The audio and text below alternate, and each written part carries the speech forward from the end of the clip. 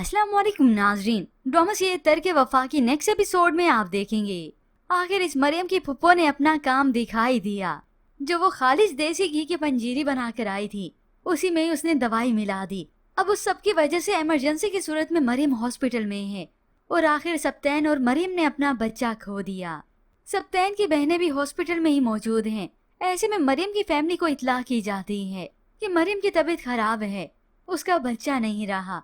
यहाँ पर आए तो अनीला आपी को तो बातें बनाने का मौका मिल गया। यूं कहें सारी बाजी अब की बार बहनों के हाथ आ ही गई। अनीला तो मरियम की फैमिली को बातें सुनाती है। कितना उसे कहा था कि घर पर रेस्ट करो, खुद पर बर्डन ना डालो, मगर उसने एक ना सुनी। इस वजह से सप्तैन भी अब खफा सा है मरियम से कि मरियम ने खुद जिद की थी। फिर यूं ही कुछ ही देर बीती थी कि मरियम की रिपोर्ट भी सामने आ जाती है। लेडी डॉक्टर ने आकर सारी हकीकत बता दी। पेशेंट ने कोई ऐसी मेडिसिन ली है जिसकी वजह से मरियम ने बच्चा अपना खो दिया। ये हकीकत जानकर तो सभी हक्के बक्के रह जाते हैं और ये अनीला तो हो गई बहुत ही खुश। मरियम की फैमिली तो उसके पास चली जाती है अंदर कमरे में। मरियम का रो रो कर बुरा हाल होता है, मगर यहाँ पर बहनों को खास तौर पर अनीला को भड़काने का मौका मिल गया। वो सप्तैन को बदगुमान करती है मगर मछली आंसू बहाती है। मुझे पता है ये सब कुछ जॉब के लिए करी है, मैं लानत भेजती हूँ ऐसी जॉब पर। तो पीछे खड़ी मरियम की वालदा ये सब कुछ सुन लेती हैं। उन्हें तो अपनी बेटी के दुख पर और भी रोना आया कि एक तो वो इस दुख से गुजर रही है और इधर बहनें हैं भाई को बदगुमान कर रही हैं अपनी बीवी से। अब सप्तैन को रोक कोई नहीं सकता मरियम से बदगुमान होने में। कुछ वक्त बीत जाने के बाद जब वो मरियम के पास अंदर कमरे में गया, सप्तैन तो चुप चुप के रोता है, मगर यहाँ मरियम के सामने आया तो उस पर गुस्सा है। उससे ठीक तरह से बात भी नहीं करता। वो मरियम से अपना हाथ भी पीछे कर लेता है। यूं मरियम पर दोहरी आजमाइश तो अब पड़ी है। सप्तैन आखिर दिल बर्दाश्ता हुआ बाहर चला जाता है और वहीं जाकर रोता है कि बच्चे को लेकर मैंने कितना कुछ सोचा था, इस मरियम ने मुझसे मेरी खुशियां छीन ली।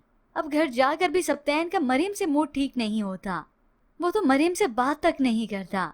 उधर अनम को ये सारे मामले का इल्म होता है। वो तो बड़ी खुश होती है क्योंकि सप्तैन को और बदगुमान करके मरियम के पास भेजा है। अनम तो अब बहनों को दाद देती है।